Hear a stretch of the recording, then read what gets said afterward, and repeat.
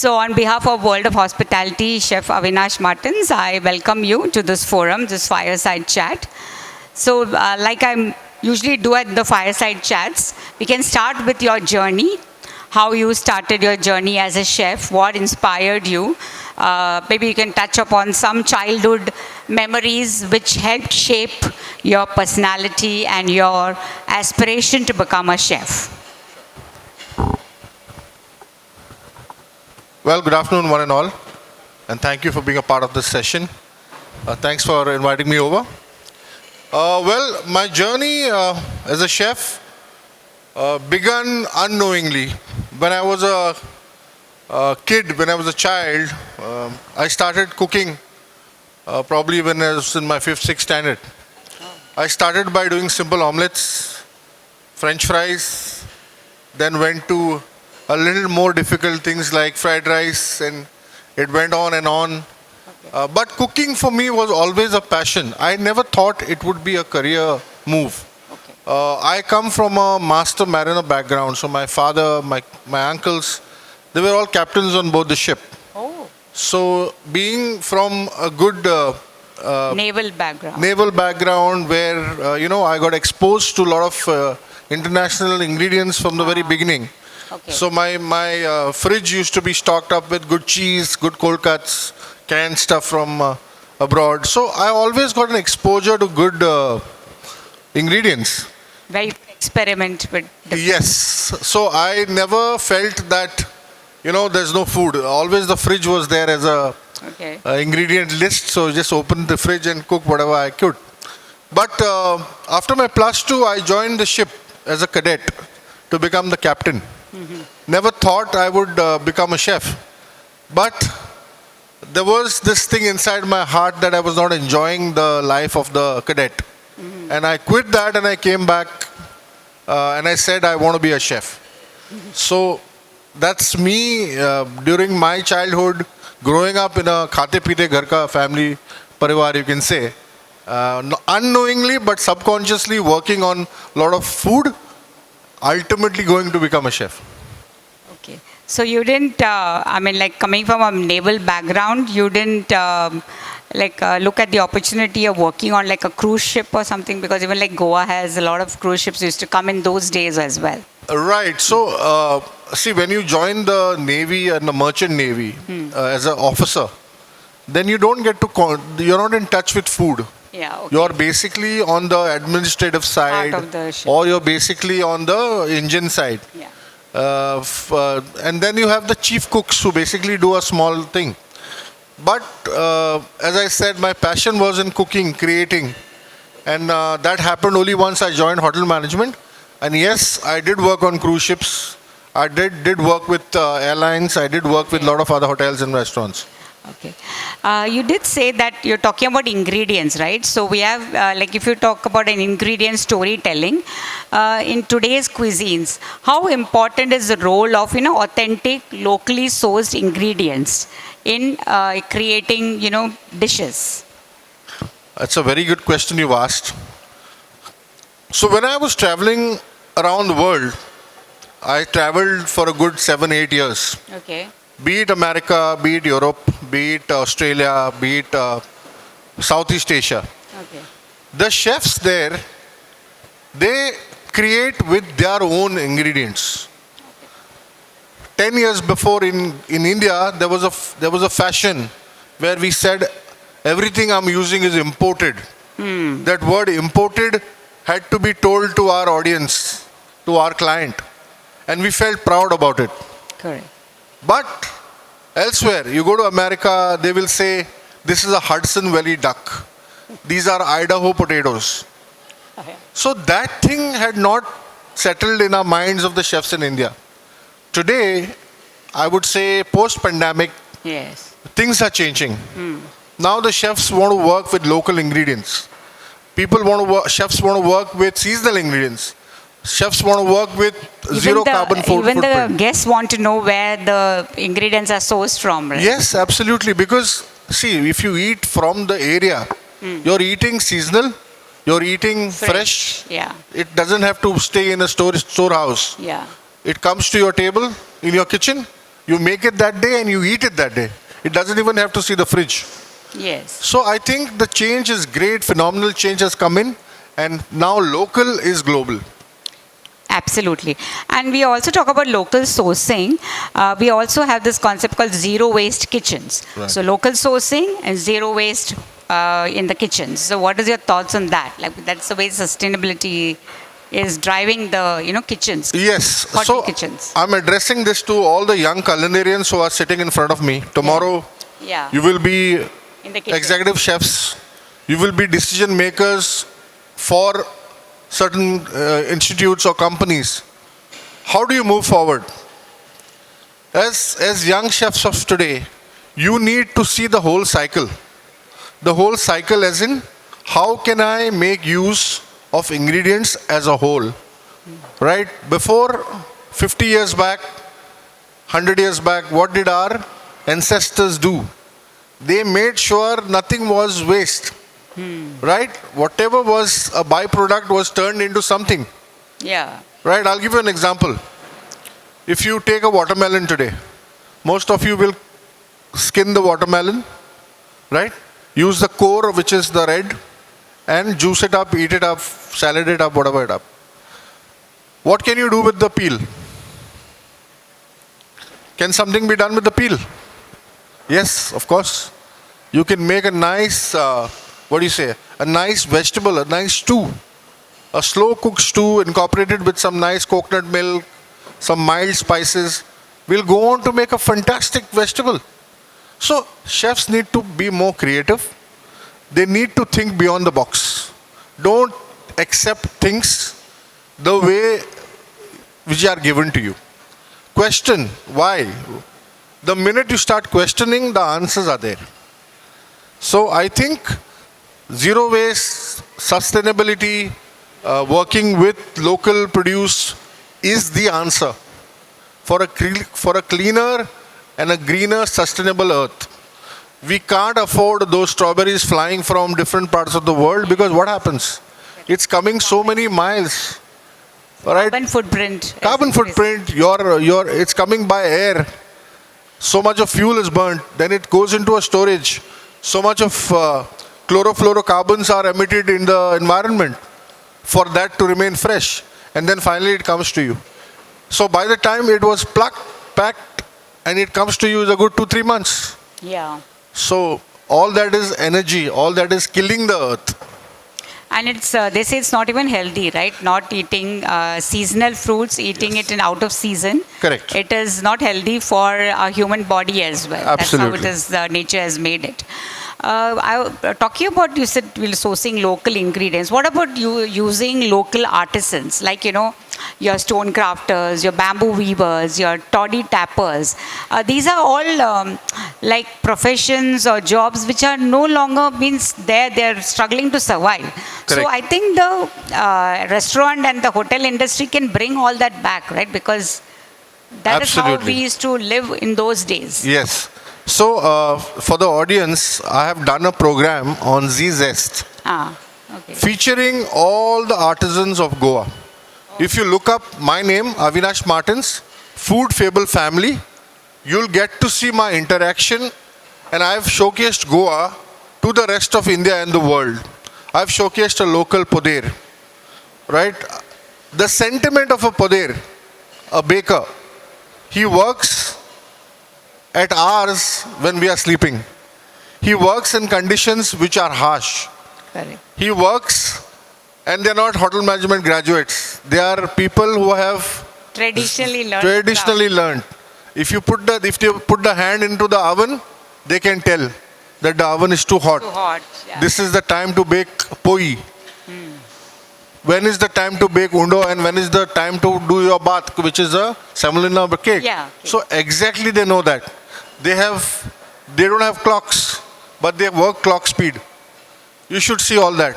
So these are things that one doesn't learn in an institute, but if you visit a bakery, Yeah. pay a visit to the local bakery, see how those guys work, and you'll understand that these people are the heroes of our cuisine.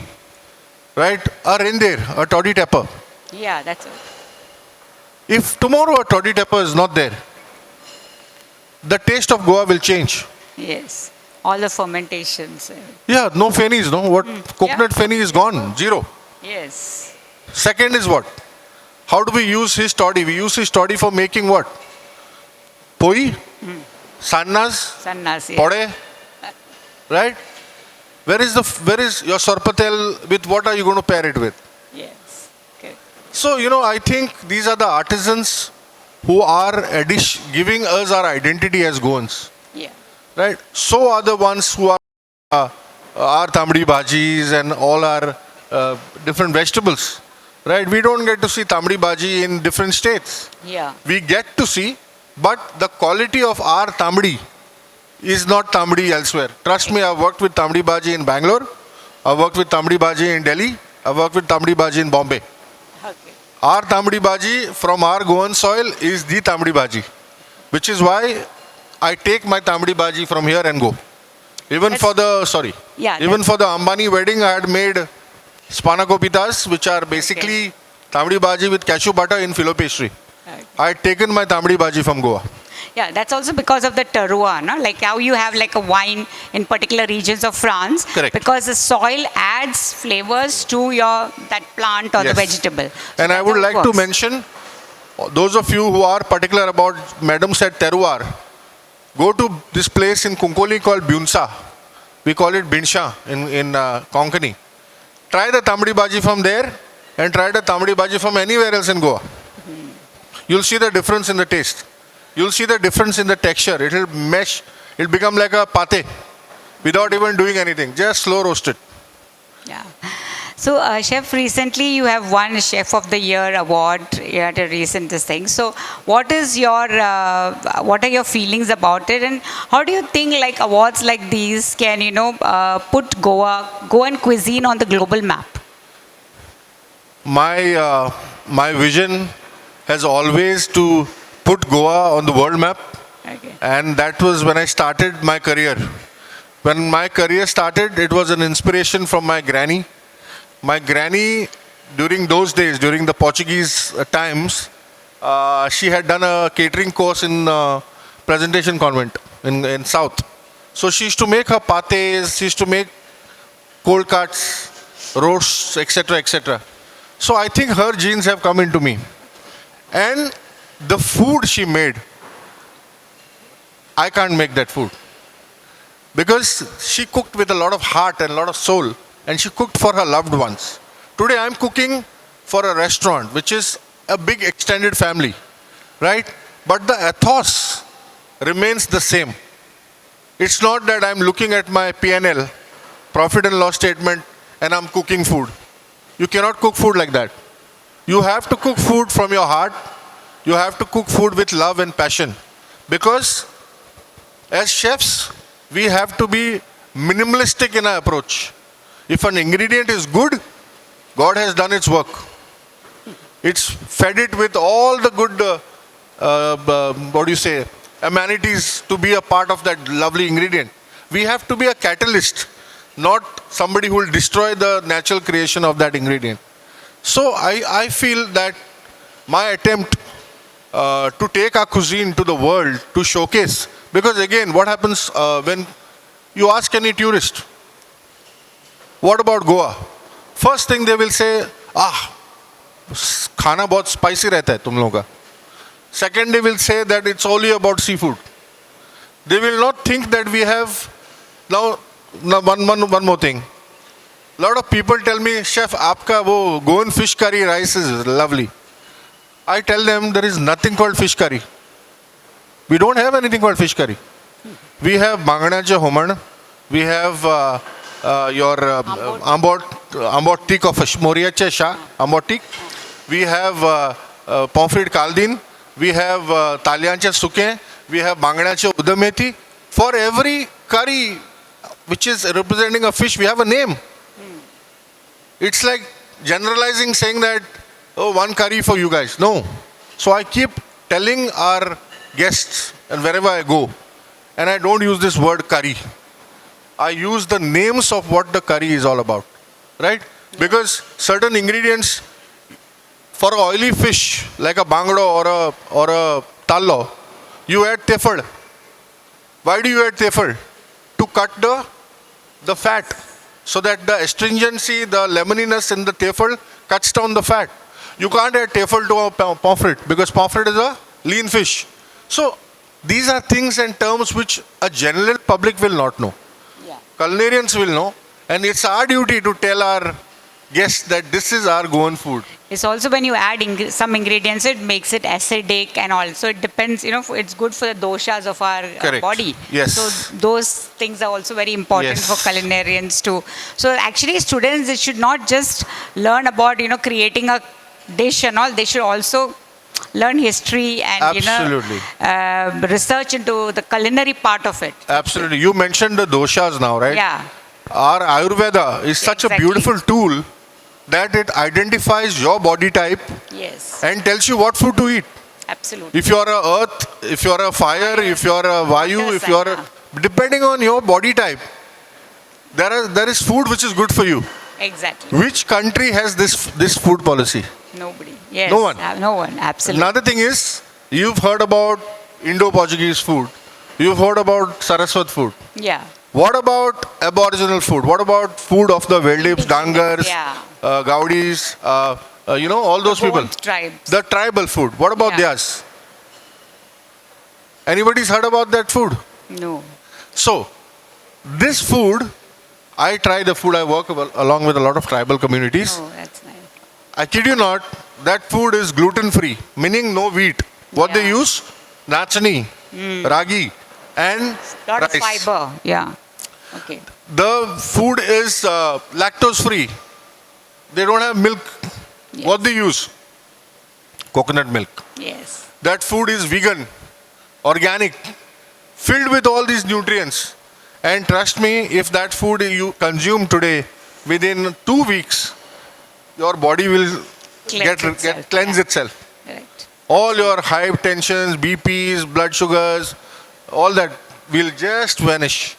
And that's the beauty of the food. But with that food, you have to work out also. You have to do some exercise, work in the fields, do some physical activity. Absolutely. Right? So that's how they were doing it earlier, and that's how they're doing it now. Yes, absolutely.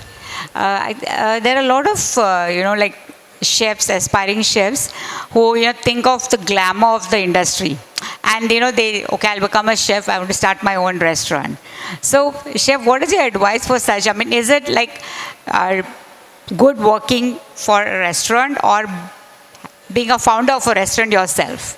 I mean, like, what are the challenges? And I know the picture is not as rosy as it looks. Yes. See, there is I'll give you my example. For me, a chef is an artist. A chef is a creator. We create art which is edible. We create art which can be, which is good for the body, which is good for the soul. Yeah. No artist in terms of a sketch or a painting can express his true love for food. They say, right, the most sincere love is the love of food. Right? There is no more love sincere than that. Right, yeah. Because when you're born, you're craving for food. Your mother's milk is your first nutrition. Correct. Right? And it heals your body. It makes sure your body is comforted. What was the question? I said, what advice like you would give to the students? So the students of today, the culinarians of today, they need to ensure that they understand all these nitty-gritties in life. They need to be trained under good chefs. They need to get an exposure. They need to get skills and practices. Practice makes you perfect. Today's age is fast. People want to climb the ladder. Yeah. It's not bad in climbing the ladder. I'm happy that people get promoted faster. But don't get promotions without getting and acquiring the skills. Tomorrow, your juniors should not be mocking you and laughing at you, saying that my chef doesn't know to make a proper hollandaise. He's become executive chef, but when we ask him, make a hollandaise, he doesn't know. That's the reality today. Lot of these chefs who are climbing the ladders fast, somewhere down the line, they are failing on their basics. Right? Because once you're a demi chef, once you're a commis, there are commis to support you. But once you're an exec chef, there is nobody to support you. You're there alone. Yes. And what you do is what will be led by example. If you're a good chef, people will talk highly about you. If you're a mediocre guy who doesn't know his skills, people will still talk about you. Yes. So, Chef, thank you very much for your time here. Anybody would like to ask Chef any questions? They're not asking questions. They're not curious. All right, we'll give you time to meet the chef after this. I request my colleague Pratik to felicitate our chef. Thank you very much for being here with us. Thank you. Any last advice you would like to give our students who have participated in the Incredible Chef Challenge? All the best. Always think original. Don't try to imitate somebody else. Everybody has his own DNA. Everybody has his own identity. So as a successful chef, people need to identify your work by your unique character and your unique. Yes. That's the advice I'd like to give them. Thank you. Can we have a round of applause for Chef Avinash and Pratik? Your request Thank you so to much. please present him.